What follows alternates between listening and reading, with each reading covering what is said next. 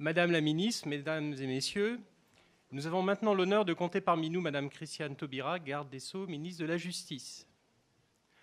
En accueillant ces assises de la lutte contre la haine sur Internet, ESCP Europe s'inscrit dans sa tradition humaniste. Il nous semble en effet que c'est le devoir d'une école comme ESCP Europe, établie sur 5 campus européens, de contribuer à des débats de société aussi importants qui mettent la société civile, le droit et la République au cœur des échanges. Je tiens à remercier toutes les associations présentes pour la parfaite organisation de cette journée.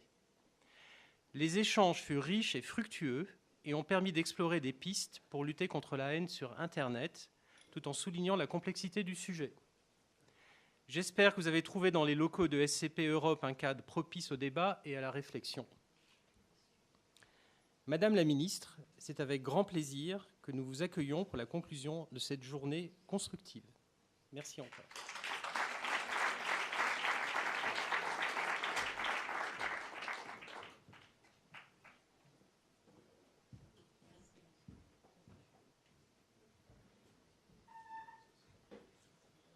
Je vous remercie. Alors, nous avons eu des tables rondes dans l'après-midi. Nous avons 3 modérateurs qui vont nous faire une brève synthèse de ce qui a été dit pendant ces tables rondes. Alors, je voudrais demander à Monsieur Daniel Dombre de bien vouloir venir pour nous exposer ce qui a été fait, ainsi que Daniel Rouache et Sabrina Goldman.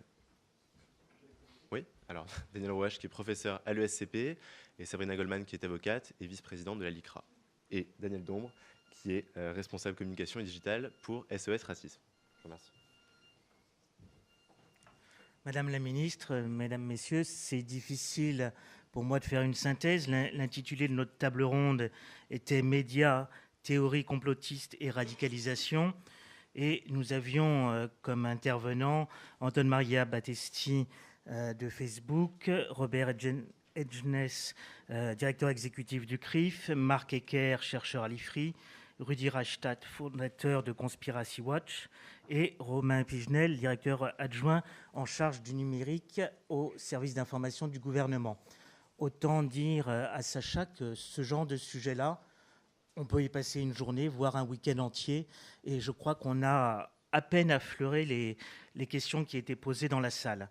Je vais essayer d'aller très rapidement sur les points qui ont été évoqués. Sur la question des rumeurs, tout le monde a ici, je crois, entendu parler de ces rumeurs sur les cours de masturbation à l'école. Tout le monde a entendu parler de ces populations noires de la Seine-Saint-Denis qui étaient secrètement la nuit emmenées en car dans l'ensemble des communes de France. Et la liste de ces rumeurs propagées par les réseaux sociaux et Internet est longue. Et la dernière, la théorie des rétroviseurs, ou la théorie selon laquelle le policier mort lors de l'attaque de Charlie Hebdo ne serait pas mort car il n'y aurait pas de traces de sang sur le trottoir, nous les avons toutes entendues. Face à ça, et je crois que c'est la recommandation de notre ami Rudy et qu'on peut retrouver sur son site Conspiracy Watch, c'est d'interroger systématiquement ce genre de rumeurs par la rationalité.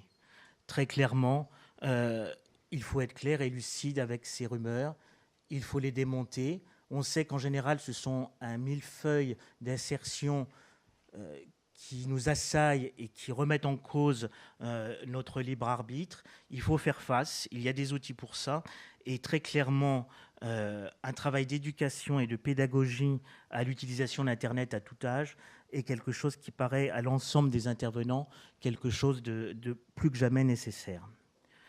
Sur la question de la radicalisation, Joël Bordet a dit tout à l'heure qu'il fallait confronter le réel face à Internet. Et je crois que c'est un des points qui a été évoqué. Romain Pigenel a présenté, pour ceux qui ne la connaissaient pas, la campagne du gouvernement et le film Stop Djihadisme, ainsi que le dispositif Internet qui y est associé. Très clairement, ce type de démarche qui confronte la réalité aux fantasmes véhiculés par Internet est une démarche à augmenter, à développer, et pour cela, il va falloir mettre pas mal de moyens. Plus globalement, par rapport au sujet de la journée sur la haine sur Internet, tout le monde s'est félicité, je crois, de l'engagement inégal, certes, mais l'engagement des grandes plateformes, Facebook ou Twitter, pour ne citer que celle-ci. Une bonne nouvelle nous a été donnée et, concernant Facebook. Il est désormais possible de signaler les hoax et les rumeurs sur Facebook. Au-delà des posts haineux, racistes, antisémites, aujourd'hui, il est possible de signaler à la plateforme ce type de rumeurs et c'est un point positif. Par contre, beaucoup d'acteurs ont remarqué, beaucoup de participants ont remarqué que s'agissant de Twitter, il y avait là encore beaucoup de boulot. Madame la ministre, il n'est qu'à reprendre le hashtag de l'émission à laquelle vous avez participé hier soir sur Twitter pour voir que les messages haineux sont encore trop nombreux à se propager. Dernier point par rapport au sondage qui nous a été présenté ce matin. L'ensemble des débats nous a permis de conclure sur le fait que la question de l'anonymat n'était plus un sujet. Aujourd'hui, techniquement, des propos haineux, même si leurs auteurs se cachent derrière des pseudonymes ou des pseudonymes, on peut les retrouver. Lorsque les signalements sont faits, la justice saisie, la police saisie et la justice saisie, les choses peuvent avancer. Ceci étant dit, il est apparu que les modalités de signalement de ces propos, les modalités d'action sont méconnues, trop largement méconnues. Et lorsque cette méconnaissance des process, la plateforme Pharos, par exemple, dans la salle tout à l'heure, à peine plus du quart des personnes présentes connaissaient son existence, son intérêt et son utilité. Quand cette méconnaissance des procédures de signalement des propos haineux rencontrent des magistrats ou des policiers qui eux-mêmes ne sont pas des digital natives et sont très éloignés des pratiques d'Internet, il y a difficulté à faire sanctionner ce genre de propos. Et à l'évidence, la question de la formation, qu'il s'agisse de celle des policiers, qu'il s'agisse de celle des magistrats, a été un sujet qui est important à l'ensemble des participants. Un espoir, pour conclure, c'est le représentant de Facebook qui a partagé cet espoir avec nous, c'est que l'originalité de la France dans le combat contre la haine et les propos racistes sur Internet fasse tache d'huile au niveau européen, soit un point d'appui et un exemple pour l'Europe et peut-être plus largement encore. Je vous remercie.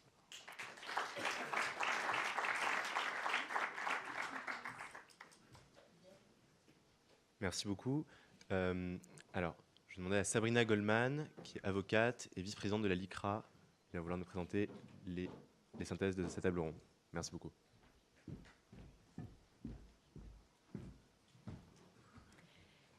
Bonjour à tous. Je n'étais pas modératrice de cette table ronde, mais on m'a confié la tâche de vous résumer un peu nos réflexions. Était présent, invité de cette table ronde, Sylvain Brun, qui est adjoint au chef de l'Office de lutte contre la cybercriminalité, Étienne Desoulières, qui est avocat pour SOS Homophobie, Olivier Itéanou, qui est avocat président d'honneur de l'Internet Society France, et je suis désolée, son nom n'était pas dans le programme, je ne l'ai pas moi-même convié à cette table, mais je l'ai rencontré avec plaisir, une représentante de la Quadrature du Net, Atayet Charmet. Voilà, je suis navrée pour elle et écorcher son nom. Nous avons échangé, pour vous résumer les choses, sur la question de savoir si le droit peut empêcher de propager la haine sur Internet. Alors, nous avons bien entendu dit qu'on ne peut avoir cette discussion et ce débat qu'en rappelant aussi, et même si c'est une évidence, qu'Internet est avant tout un vecteur de liberté, que cet anonymat qui permet à un certain public sur Internet de propager de la haine et avec un sentiment d'impunité, et finalement aussi dans d'autres circonstances un vecteur de liberté. On sait que lors du printemps arabe, par exemple, c'est ce qui a permis à certains opposants au régime en place de pouvoir se manifester, de pouvoir se rassembler. Donc, avoir cette réflexion sur la lutte contre les propos haineux sur Internet, c'est aussi garder toujours à l'esprit Internet comme vecteur de liberté et aussi de solidarité. Alors, on a abordé les dispositions légales qui permettent de lutter contre les propos haineux sur Internet. On a souligné notamment le fait que le droit peut beaucoup, mais le droit trouve ses limites dans cette lutte par manque certain de moyens. On l'a vu aussi au travers de la plateforme Pharos, qui est destinataire d'un nombre considérable de signalements, mais avec effectivement un nombre d'effectifs de police qui est très limité, que le droit ne peut pas tout non plus, parce qu'il y a aussi le temps de la justice qui n'est pas forcément le temps de l'Internet, et que finalement, il convient aussi de se concentrer sur la nécessaire coopération avec les hébergeurs. Cette première table ronde qui vient de vous être résumée l'évoquait aussi, et la difficulté aussi d'agir vis-à-vis des hébergeurs qui sont à l'étranger. Et sur cela, un objectif qui semble fondamental, qui est d'avoir une véritable action diplomatique pour que les États qui sont considérés comme les paradis du web, alors je ne parle pas simplement des États-Unis, où effectivement le premier amendement fait que les hébergeurs ne se sentent pas concernés par la loi française, mais même au sein de l'Union européenne, je pense à l'Irlande, qui est aussi un de ces paradis du web, où les hébergeurs se sentent en toute impunité. Il y a lieu de mener une véritable action diplomatique pour que, partout, on puisse faire, alors très concrètement en faisant ratifier un protocole additionnel de la Convention du Conseil de l'Europe sur la cybercriminalité, mais mener une action pour que les États ne protègent pas les hébergeurs de sites qui appellent à la haine. Et enfin, et pour ne pas rallonger trop ce moment, mais en tout cas pour en venir aussi aux actions qui sont fortes, on a développé l'idée que le droit, s'il ne peut pas tout, est aussi à coupler de manière systématique avec une action citoyenne. Se dire que les millions de personnes qui sont descendues dans la rue le 11 janvier, qui ont manifesté leur colère et leur soutien aux valeurs de la France, il faut qu'elles aillent sur Internet, il faut qu'elles soient aussi porteuses d'un autre message, ce qu'on appelle le contre-discours, pouvoir au quotidien sur Internet apporter une autre réponse à ceux qui seraient fans de la théorie du complot ou qui seraient en tout cas peut-être sensibles à d'autres thèses, et en tout cas celle de la haine, pouvoir apporter la contradiction et porter au quotidien sur Internet les valeurs de la République. Voilà à peu près l'essentiel de ce que nous avons développé, et avec effectivement aussi des points de vue plus techniques de réforme sur notre droit, mais je pense, sans trahir trop les propos, qu'il ne s'agit pas forcément de modifier de manière fondamentale le droit, mais de l'améliorer, et en parallèle d'agir pour cette coopération des acteurs de l'Internet dans leur totalité.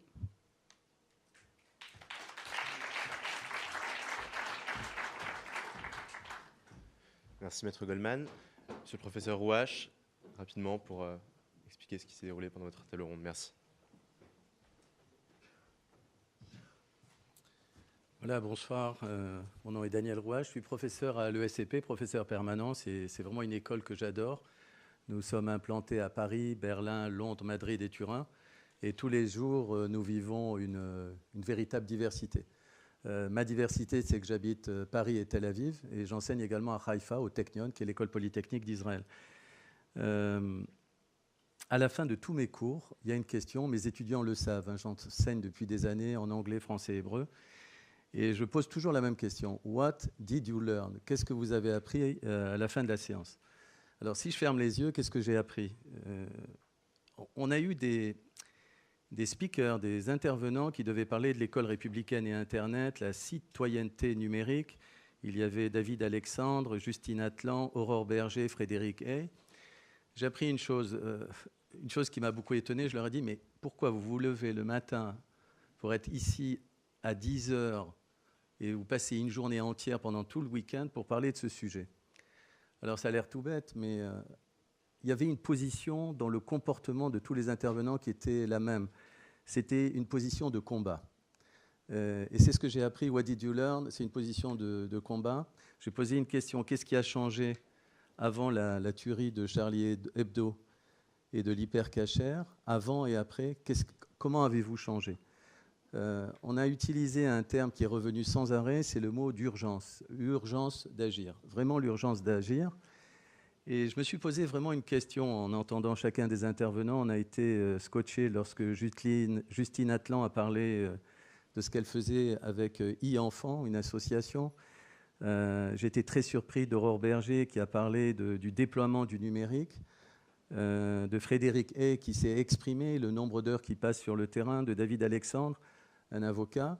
Et le point commun était extrêmement simple. Nous avons aujourd'hui une prise de conscience qui est assez extraordinaire en France sur la mise en route d'éléments opérationnels. Une chose qui est choquante, et je le dis franchement, c'est un terme qui a été utilisé. J'ai posé la question, est-ce qu'il n'y a pas en France un retard français en matière de législation, en matière d'attitude, en matière de réaction? Parce que pendant les présentations, plusieurs fois, le cas américain est sorti en disant aux États-Unis, nous avons ça, nous savons que ça existe aux États-Unis et autres. Et je me posais la question, mais comment agir? Une solution certainement doit exister face à l'adversité. Un des participants a parlé d'un kit tout simple à créer qui permettrait d'expliquer aux jeunes cette citoyenneté numérique. Alors un point qui est quand même essentiel, nous sommes à 2 pas de Place de la République, c'est là où il y a eu un rassemblement extraordinaire. Nous sommes dans le 11e, nous sommes dans une école de commerce qui fait partie, qui forme les leaders. Moi-même, au fond de moi-même, en écoutant chacun des participants, je me suis dit, mais qu'est-ce qu'on a appris? Et je suis maintenant persuadé que nous devons, nous aussi, à l'ESCP Europe, qui est dirigé par Franck Bournois, qui est notre directeur général, de créer également un cours, un cursus, pour expliquer, pour aller voir à l'extérieur et aller très loin pour formaliser, expliquer. Je crois que les leaders du management, les leaders de demain doivent de plus en plus s'élever. Il ne doit pas y avoir uniquement des jeunes comme ceux de l'UEJF et toutes les associations présentes. J'ai vu Sacha travailler comme un cinglé pendant des jours et des jours pour essayer de convaincre. Aujourd'hui, il y avait X centaines de personnes. Je suis convaincu que dans les prochaines années, il y a une place extraordinaire pour ces assises. Le SCP sera toujours là pour aider ceux qui veulent combattre le terrorisme sur Internet. Et il y a une fonction éducative qui est fondamentale, et c'est également le rôle des grandes écoles en France. Merci pour votre attention.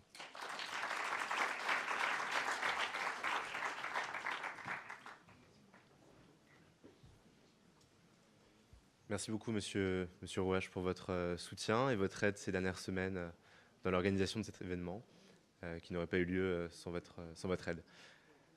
Avant de donner la parole à Sacha Ringuviers, le président de l'UEJF, je voulais vous dire qu'un buffet vous attendra à l'issue de l'intervention de Madame la garde des Sceaux, Christiane Taubira, et vous êtes tous les bienvenus pour nous rejoindre avec les associations pour partager ce moment festif après cette journée de réflexion intense. Je laisse maintenant la parole à Sacha Ringuviers, le président de l'Union des étudiants juifs de France.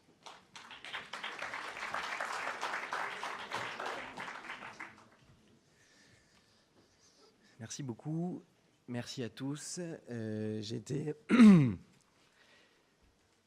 été très marqué par ces dernières prises de parole et je vois effectivement que les débats, et c'est ce qu'on a constaté aujourd'hui, ont été riches, n'ont pas été faciles parce qu'il y a beaucoup de points de vue qui se sont affrontés, beaucoup de points de vue divergents. Je crois que c'était aussi l'enjeu de cette journée, faire en sorte que se rencontrent beaucoup d'associations, beaucoup d'acteurs du numérique, professionnels, particuliers, des acteurs politiques aussi, pour se poser une question simple qui part d'un constat d'absurdité. Le web est l'espace aujourd'hui sur lequel nous échangeons probablement le plus, sur lequel nous nous informons, sur lequel nous réfléchissons, sur lequel nous cherchons à comprendre, à faire avancer les choses. mais c'est aussi l'espace de non-droit le plus conséquent. Et c'est pour ça, Madame la garde des Sceaux, Madame la ministre de la Justice, chère Christiane Taubira, que nous sommes très heureux et très honorés de votre présence ce soir, parce qu'elle permettra bien de répondre, en tout cas de donner des pistes de réponse à beaucoup de questions et des questions lourdes. Cette dernière table ronde, avant que nous commencions, posait une question forte. Comment est-ce que l'on peut protéger la République après les attentats de Charlie Hebdo et de l'Hypercacher face aux nouvelles menaces de haine? Comment est-ce qu'on peut porter le combat? Et le combat, c'est d'abord un combat de terrain, un combat qui est porté par toutes les associations qui étaient présentes aujourd'hui. Et j'en cite pêle-mêle, et elles ont été très nombreuses, je ne sais pas si je me rappellerai toutes, mais nous étions plus de 20 associations, que ce soit SOS Racisme, la LICRA, e-Enfance, Respect Zone, SOS Homophobie, l'Association française des victimes du terrorisme, l'Inter-LGBT, le Refuge, Renaissance numérique, la Quadrature du Net, etc., etc. Ces gens-là, la question que nous nous posons, c'est comment est-ce que le combat peut se mener à armes égales dans un lieu qui n'est souvent pas régulé, dans un lieu qui est touché parfois de plein fouet par des idéologies qui peuvent se développer. Et quel gâchis que de voir dans cet espace qui pourrait être un lieu de connaissance et d'information, et qui l'est très souvent, de voir tant d'idéologies prendre attache, prendre appui.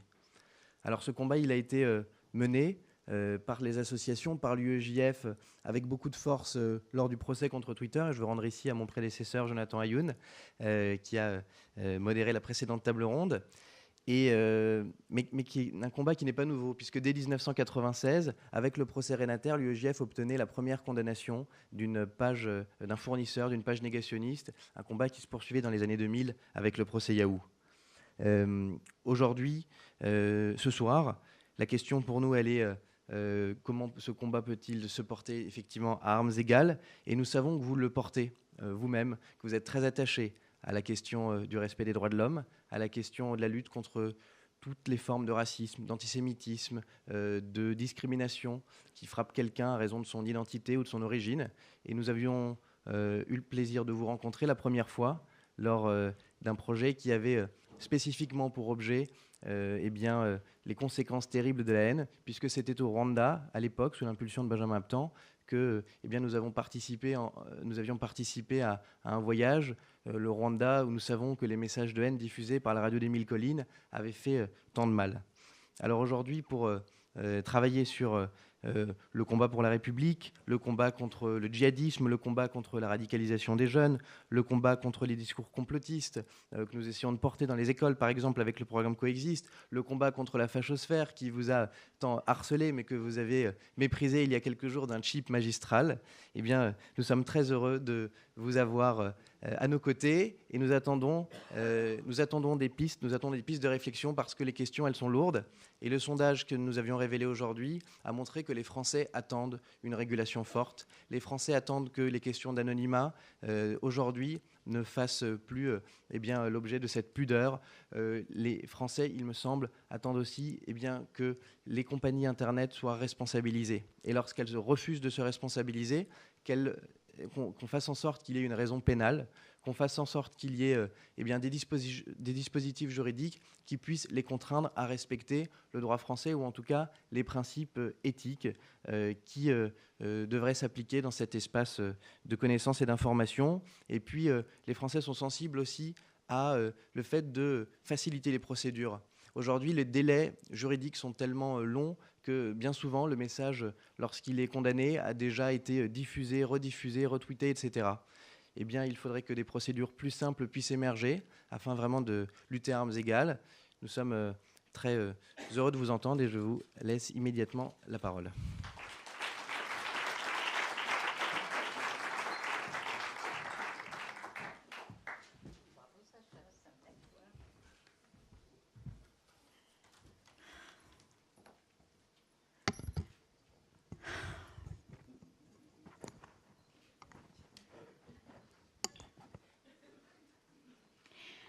Il va, il court, il cherche. Que cherche-t-il? Il cherche quelque chose qu'on se permettrait d'appeler la modernité. Or, la modernité, c'est le transitoire, le fugitif, le contingent. Charles Baudelaire. 19e siècle, déjà. De ce que j'ai entendu depuis que je suis là, je comprends que vous avez travaillé ce matin, que vous avez abordé ces questions-là, ces questions du rapport au temps, ces questions du rapport à la vitesse. Et je crois, cher Sacha, Monsieur le Président, organisateur éminent de cette journée extrêmement fructueuse, je crois que vous avez abordé aussi cette question du rapport de l'homme dit moderne au temps et à cette vitesse. Je veux saluer les professeurs, les universitaires, les présidents d'associations, toutes ces personnalités qui sont là dans la salle et dont j'ai vu le nom sur le programme, les avocates, les avocats, les praticiens, les professionnels de disciplines diverses, monsieur le secrétaire général de l'ESCP, merci pour votre accueil et votre hospitalité. Je veux vous saluer pour ce que vous avez apporté dans ces discussions. Comme le disait Sacha à l'instant, et je m'en doutais bien, des points de vue divergents se sont confrontés. Je l'ai perçu d'ailleurs dans la dernière table ronde et donc la fin des travaux auxquels j'ai assisté. Je l'ai perçu également à travers les messages qui ont été diffusés. Donc vous avez apporté vos intelligences, vos énergies, vos capacités de dialogue, de confrontation. Et c'est de cela que va surgir notre aptitude collective à apporter des réponses à ces manifestations de haine, de racisme, d'antisémitisme, d'intolérance, de rejet de l'autre, ces manifestations qui prennent des formes nouvelles, qui utilisent les modalités anciennes, mais qui utilisent également des formes nouvelles. Je parlais de cet homme moderne avec son rapport au temps, parce qu'on s'interroge justement sur le rapport que l'on a dans la société, et de cette frénésie, en fait, qui saisit celles et ceux qui, sur Internet, diffusent des messages de haine raciale, mais pas seulement. Parce que manifestement, il y a une espèce d'angoisse vis-à-vis de l'avenir et il semble que plus l'avenir devient incertain et plus il y a une espèce d'illusion confortable à avoir une emprise sur le présent, une emprise sur l'instantané. Et on voit comment cette espèce de vitesse qui envahit tous les domaines de la vie sociale, cette vitesse nous donne un monde contemporain marqué par une instabilité frénétique qui est portée par ces nouveaux supports en plus des supports traditionnels. Et on voit qu'aujourd'hui, ce qu'on peut appeler l'homme moderne, l'homme contemporain, on voit aujourd'hui qu'il a une exigence d'accès à l'information. Une exigence d'accès à l'information, il veut l'information quand il veut l'information qu'il veut. Et surtout, il y a l'expression d'une revendication de cet accès à l'information, de ce droit à l'information, de cette liberté d'information, avec une ardeur parfois aussi forte que celle qu'on a connue au siècle dernier, pas le 19e, mais le 20e, au siècle dernier, lorsqu'il y avait des revendications très nobles, très, très, très admirables pour l'accès de tous aux biens de première nécessité. Et en pendant de cette exigence d'accès à l'information, de droit à l'information, de liberté d'information, il y a une exigence de liberté d'expression aussi. Et Internet, reconnaissons-le, Internet offre l'expérience de l'exercice, d'un exercice inédit et inépuisable de liberté d'expression. Et c'est bien le défi qui est devant nous. En 1996, vous rappeliez, Sacha, tout à l'heure, donc cette grande procédure judiciaire extrêmement importante et innovante. Et en 1987, de l'autre côté de l'Atlantique, la Cour suprême des États-Unis définissait Internet comme une conversation mondiale sans fin. Et c'est effectivement une conversation mondiale sans fin. Sauf qu'il nous revient de préciser que cette conversation mondiale sans fin ne peut être une conversation sans limite. Et nous avons des éléments, des instruments qui rappellent que cette question des limites à la liberté d'expression est aussi vieille que la question de la liberté d'expression elle-même.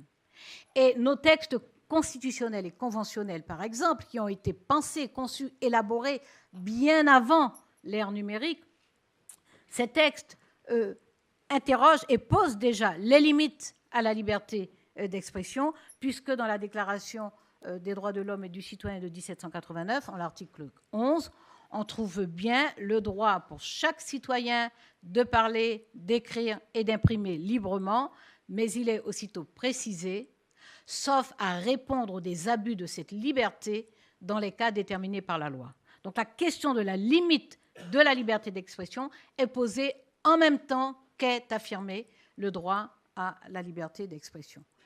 Et par la suite, évidemment, puisque en plus du droit à la jurisprudence, qui est notre droit prétorien, qui est le droit qui se construit au fur et à mesure des décisions de justice, la jurisprudence aussi bien nationales, je parlais de nos textes constitutionnels, de notre loi fondamentale, mais aussi européennes, puisque j'évoquais également nos textes conventionnels, donc la Convention européenne des droits de l'homme. Cette jurisprudence pose très clairement, et en particulier pour Internet, pose très clairement que la diffusion sur le net constitue un facteur aggravant de la diffamation, de l'insulte, de l'incitation à la haine. C'est ce qu'a dit la Convention européenne des droits de l'homme, ce qu'a dit la Cour européenne des droits de l'homme, dans une décision qui date de 2009 et qui concernait un responsable politique belge. Il indique bien dans sa sentence que la diffusion sur Internet constitue un facteur aggravant. Alors évidemment, on sait bien que la Cour européenne des droits de l'homme est d'abord l'instance judiciaire qui vérifie et protège les libertés. Et à ce titre, elle a une autre décision qui date de 2012 contre la Turquie et qui indique que lorsque la législation qui autorise le blocage de sites Internet ou le blocage de contenu, lorsque cette législation n'est pas suffisamment précise, il y a violation de l'article 10 de la Convention européenne des droits de l'homme et par conséquent, l'État peut être condamné parce qu'il n'aura pas fourni les éléments suffisamment précis pour permettre aux citoyens de savoir à quel moment il franchit la ligne interdite. En 2009, nous avons une jurisprudence nationale, c'est celle du Conseil constitutionnel, qui indique que la liberté doit être le principe pour l'accès à Internet, considérant le développement d'Internet et la participation que ce développement permet, la participation, dit la décision du Conseil constitutionnel, la participation au débat démocratique et à l'expression des idées et des opinions. Et en vertu, au terme de cette décision, il apparaît que l'autorité judiciaire serait la seule fondée à décider de mesures d'interdiction d'accès ou de restriction d'accès au réseau.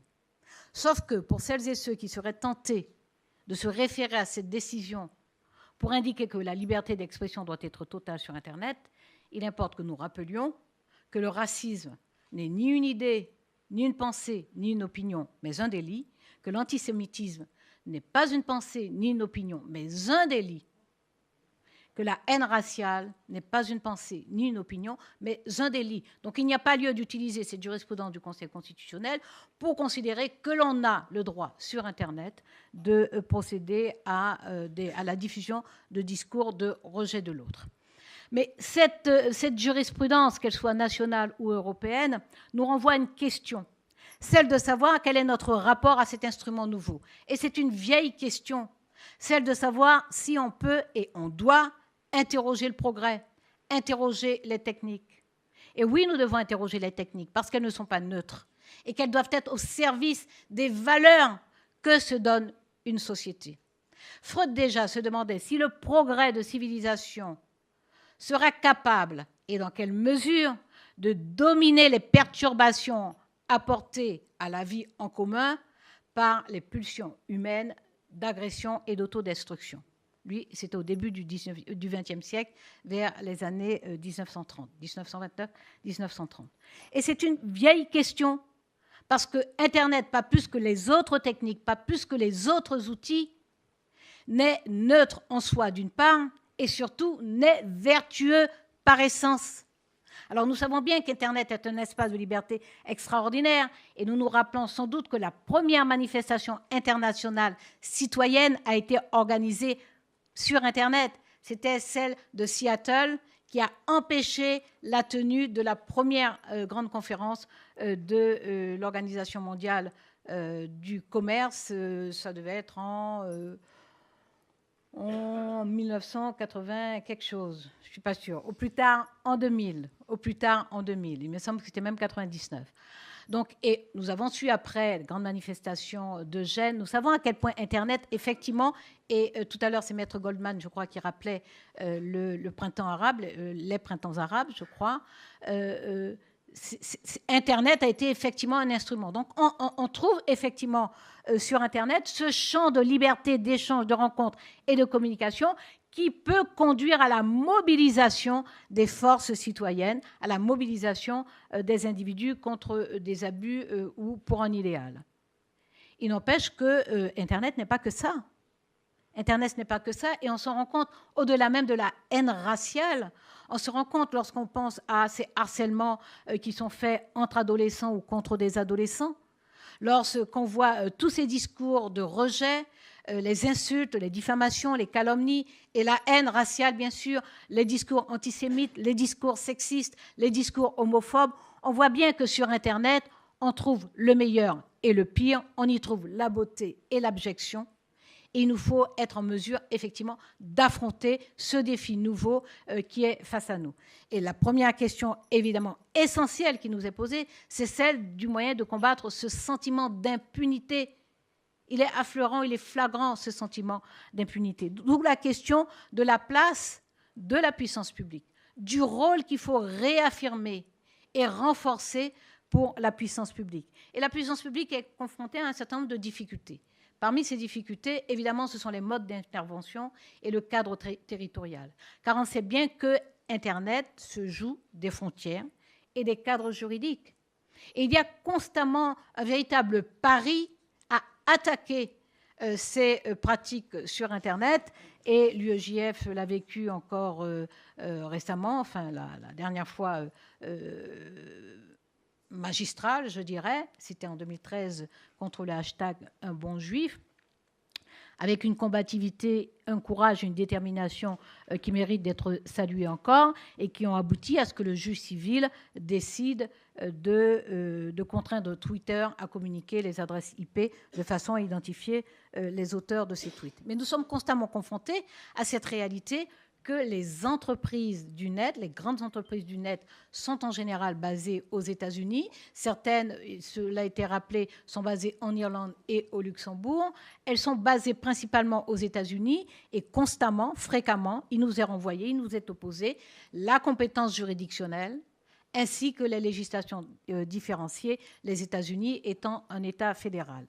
Il nous faut donc nous donner les moyens, non seulement de sanctionner les auteurs de ces propos, de ces discours sur Internet, mais renforcer ce que nous avons déjà dans la loi et dans la jurisprudence concernant la responsabilité des fournisseurs d'accès à Internet, des hébergeurs, qui ont déjà d'ailleurs l'obligation de mettre en place un dispositif facile d'accès et facilement visible, qui ont l'obligation d'alerter, de saisir les autorités publiques dès qu'ils ont connaissance de ces pratiques, de ces propos ou de ces discours, et qui ont l'obligation aussi de conserver les données de façon à permettre l'identification, y compris avec un délai.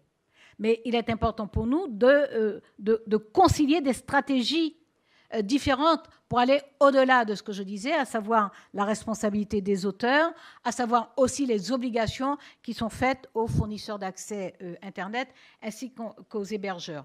Il nous faut arriver à concilier les différentes dispositions législatives qui sont à disposition, qui sont à la portée, qui peuvent être mobilisées, notamment pour, par référé ou par requête, obtenir les blocages nécessaires.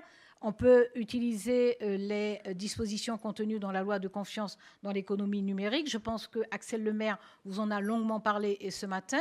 Ces dispositions permettent effectivement d'obtenir ces décisions de justice. Nous pouvons, dans ces stratégies cumulatives et complémentaires, articulées entre elles, faire en sorte que s'applique également l'article 50-1 de la loi sur la presse. Cet article qui permet que, à la demande du ministère public ou de toute personne physique ou morale ayant intérêt à agir, que le juge puisse décider la suspension du service mis en cause. Nous pouvons également mobiliser l'article 809 du Code de procédure civile qui permet que, par décision en référé, le juge prononce des mesures conservatoires.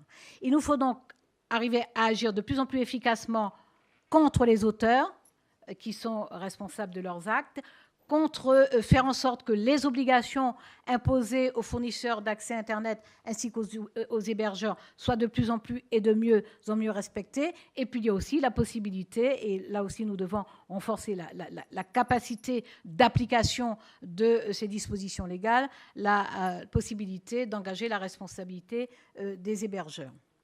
Nous avons donc un arsenal législatif à disposition.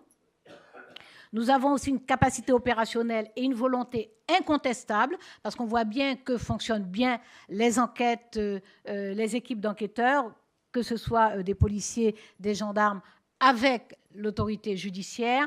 On le voit sur la plateforme Pharos. Alors, j'ai entendu quelques mots d'insatisfaction sur la plateforme Pharos. J'ai surtout entendu avec étonnement que dans la salle, dans cette assistance de personnes qui sont normalement, généralement, habituellement, quotidiennement mobilisées sur ces sujets-là, il y avait une connaissance assez peu étendue, très, très relative de l'existence de la plateforme Pharos.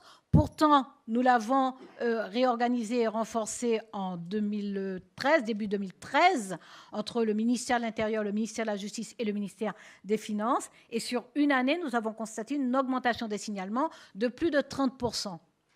Mais manifestement, compte tenu de ce que j'ai entendu là tout à l'heure, il y a un travail à faire pour faire connaître plus encore l'existence de cette plateforme. Je dois vous signaler d'ailleurs qu'au début du mois de janvier, nous avons constaté aussi une explosion de signalements. Dans la période, les jours qui ont suivi immédiatement les attentats, nous avons une augmentation significative des signalements qui sont arrivés sur la plateforme Pharos.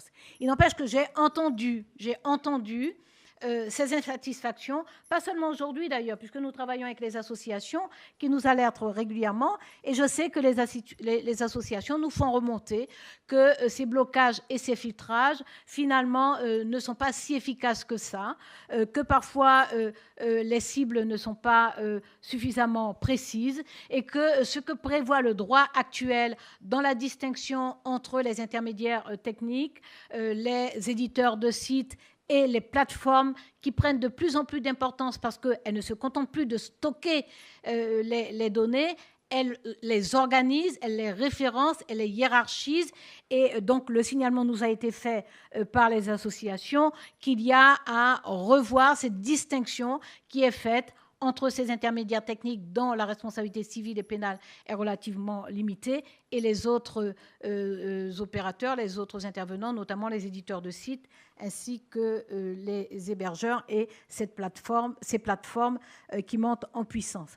J'ai entendu également tout à l'heure, parmi les questions, une qui a concerné le Danemark et le fait qu'effectivement, des personnes sont allées fleurir le lieu où est tombé le terroriste et certaines personnes se sont revendiquées de l'acte qui avait été commis. J'ai eu au téléphone très directement la ministre de la Justice du Danemark et elle m'a indiqué que le Danemark a pris des dispositions judiciaires, donc engage une procédure judiciaire, d'une part, pour sanctionner ces personnes qui se sont rendues incontestablement coupables d'apologie du terrorisme, mais que par ailleurs, le Danemark, parce que aussi c'est sa culture, parce que aussi c'est son usage, met en place des actions de façon à casser ces discours, à construire un contre-discours, ce qui est le cas, puisque moi-même, depuis plus d'1 an, j'étudie l'expérience qui se déroule au Danemark, celle qui se déroule en Angleterre. La semaine prochaine, d'ailleurs, je serai en Angleterre et j'ai une séance de travail à ce propos. Nous étudions ce qui se fait dans ces pays, tout en sachant que nous devons construire et élaborer nous-mêmes le dispositif qui permettra de casser le discours de radicalisation. Ce qu'il faut savoir, c'est qu'en plus, bien entendu, de ce que fait le Danemark spontanément, il y a ce champ d'espace de liberté, sécurité et justice de l'Union européenne, le champ dans lequel nous travaillons. Et à la fin du mois de janvier, j'ai demandé au Conseil des ministres européens, au président du Conseil des ministres européens, d'introduire dans l'ordre du jour une communication de la France sur la lutte contre le terrorisme et la nécessité d'améliorer encore la coopération européenne. Donc j'ai pu faire cette communication en fin janvier. Et nous travaillons sur l'actualisation de la définition des infractions. Nous travaillons sur l'amélioration du dispositif qui nous permet de partager les informations, notamment les informations sur les antécédents judiciaires des personnes qui se livrent aussi bien à la haine raciale, à la haine antisémite et à l'apologie du terrorisme. Et nous travaillons également au niveau international parce qu'effectivement, il faut arriver à articuler nos actions, faire en sorte que ceux qui se livrent à ces actes illégaux, illicites, anti-républicains, que tout cela peuvent être cernés et ne puisse pas se jouer des frontières. Nous avons un texte sur lequel nous avons un certain nombre de difficultés pour avancer. C'est celui sur le règlement d'une part, la directive d'autre part, sur la protection des données personnelles. C'est un texte dans lequel nous essayons justement d'harmoniser les pratiques des pays de l'Union européenne. Nous avons mis en place un guichet unique. Le Conseil, le sommet du numérique de fin 2013 a souhaité que nous aboutissions sur ce texte avant fin 2015. Il semble que nous avancions, mais c'est une vraie difficulté, notamment par rapport à ce que nous avons indiqué tout à l'heure, à savoir ces pays, l'Irlande ou Luxembourg, par exemple, qui chez lesquels des grandes entreprises ont leur siège, mais également le fait que le rapport à la culture numérique est différent dans certains pays et que le rapport de certains pays avec les États-Unis est encore différent. Donc nous avons une vraie difficulté à obtenir l'harmonisation des pratiques dans l'Union européenne, mais c'est un travail que nous faisons et à chaque Conseil des ministres, le sujet est à l'ordre du jour. Donc nous avons des dispositions, mais nous sommes conscients de ces manques, de ces espèces de zones ajourées où il y a de l'espace, des interstices qui permettent à ceux qui se livrent à ces pratiques d'échapper parfois à la législation. Axel Lemaire vous a probablement parlé du travail qui se fait actuellement au sein du gouvernement dans le cadre de la préparation de la loi sur le numérique, du projet de loi sur le numérique. Ce sont des sujets qui sont dans la concertation actuellement, ainsi d'ailleurs que le moyen de s'assurer que les hébergeurs engagent leurs responsabilités dans le risque de retour, de réapparition de sites ou de contenus qui ont fait l'objet d'un retrait, de même que nous travaillons à un renforcement de la responsabilisation de ces grandes entreprises. Nous allons poursuivre en sachant que c'est un défi colossal qui est opposé là à la vie en commun, à notre choix de vie, à notre système juridique, mais tout simplement aussi à notre idéal social. C'est un grand défi qui nous est lancé. Et le président de la République a décidé de faire de l'année 2015 de faire de la lutte contre le racisme et l'antisémitisme une grande cause nationale pour cette année 2015. Nous renforçons donc ce que nous avions déjà engagé. Vous le savez, puisque je travaille avec la plupart d'entre vous, des associations, donc vous savez ce que nous avons fait. Cette circulaire de juin 2012 qui rappelle que la lutte contre l'antisémitisme et le racisme constitue une priorité de la politique pénale, en rappelant au parquet l'importance de travailler avec les associations, avec les instances confessionnelles et à monter des projets de territoire parce que, évidemment, les situations sont parfois différenciées, même si Internet ne fait pas de différence dans les territoires physiques. Mais en termes de procédures judiciaires, il y a parfois des réalités territoriales qui sont relativement différentes. Nous avons, j'ai fait vérifier dès janvier 2013 que nous avons bien un pôle antidiscrimination et un magistrat référent dans chacun de nos ressorts judiciaires.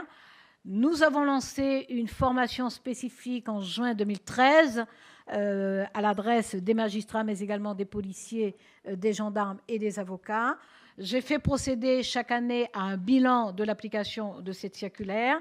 Il m'a conduit ce bilan en 2014 à diffuser une nouvelle circulaire en août 2014 sur les réponses judiciaires pour les harmoniser. Et en janvier 2015, vous savez, après les attentats, que j'ai diffusé une nouvelle circulaire pour demander une plus grande réactivité, de la fermeté, une plus grande vigilance dans la lutte contre le racisme et l'antisémitisme. Sur les chantiers qui sont devant nous, nous allons effectivement faciliter la poursuite des actes racistes et antisémites, donc y compris sur Internet.